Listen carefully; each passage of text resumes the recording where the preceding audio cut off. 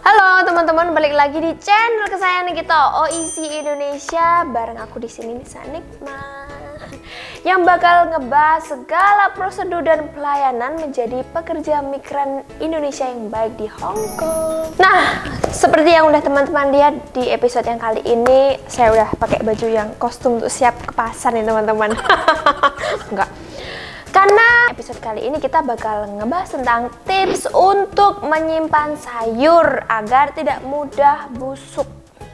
Oke? So, keep stay tune.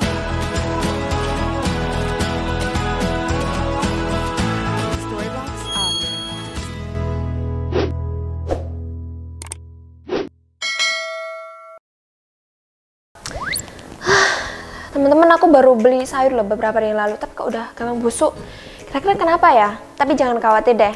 Di sini kita bakalan bagiin sama kalian semua gimana sih caranya untuk menyimpan sayur agar tidak mudah busuk. Nah, yang pertama, siapkan wadah yang kedap udara seperti kayak kontainer atau kotak makanan. Kemudian siapkan tisu dapur atau kain yang kering sebagai alas wadah di kotak makanan atau alas kontainernya itu tadi.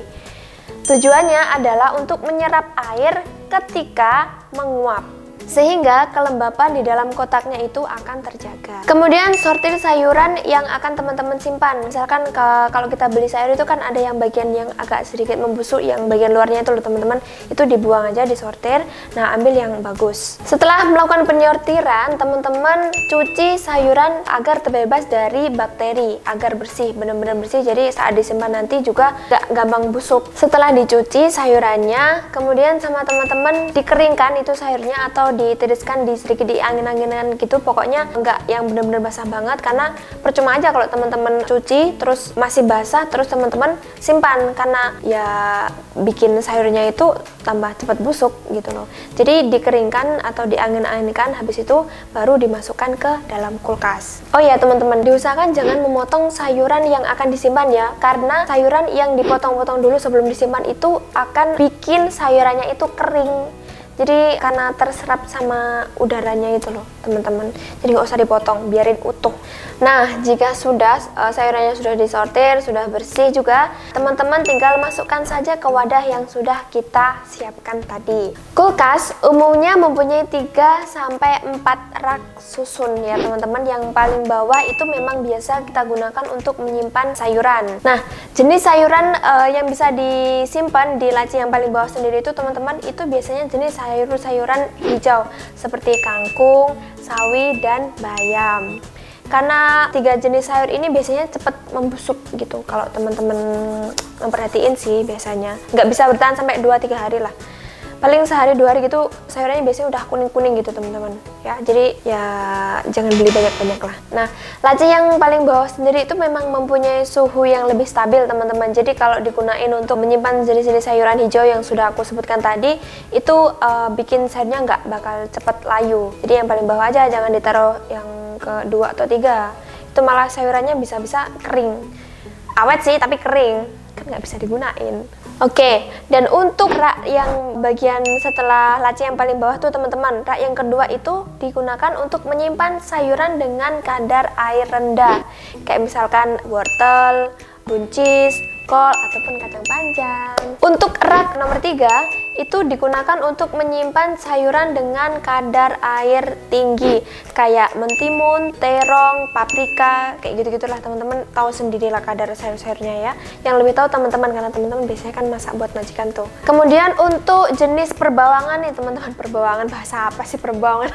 Bawang merah, bawang putih, bawang bombay itu sebaiknya jangan disimpan di dalam kulkas, karena itu malah bakal nyerap air. Jadi lebih baik disimpan di luar kulkas. Kayak teman-teman boleh nyimpan di ruang terbuka gitu loh. Jadi dia malah awetnya kalau kena udara. Jadi itu lebih efisien kalau nyimpen bawang-bawangan. Nah, supaya sayur-sayurannya tetap segar, teman-teman jangan menyimpan sayuran dengan buah. Karena buah-buahan itu mengandung zat etilen. Apa sih itu teman-teman? Saya juga nggak tahu apa sih zat etilen itu. Perasaan selama ini kalau belanja nyimpen sayur udah dimasuk-masukin gitu aja. Ternyata ada kayak gitu teman-teman. Nah, jadi zat etilen ini adalah zat alami yang membuat buah menjadi cepat matang. Otomatis kalau cepat matang juga cepat busuk. Kalau disimpan bareng sama sayur, jadinya itu bakal ngaruh sama sayurnya juga. Kalau buahnya busuk, ada bakteri nemplek bahasa mana juga nempel ke sayurnya. Sayurnya juga jadi gampang busuk.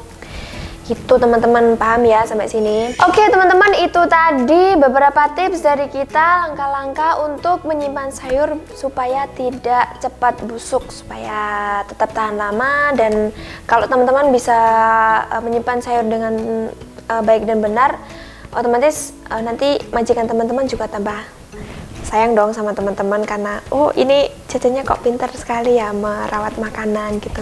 Gak cuma merawat majikan, tapi merawat makanan juga. Oke teman-teman, sekian dulu tips dari kita, semoga bermanfaat. Tetap jaga diri, jaga kesehatan, dan jangan lupa jaga nama baik Indonesia di luar negeri. Teman-teman, saya Nica Nikmah, Tojikim Towai, Coikin, bye-bye.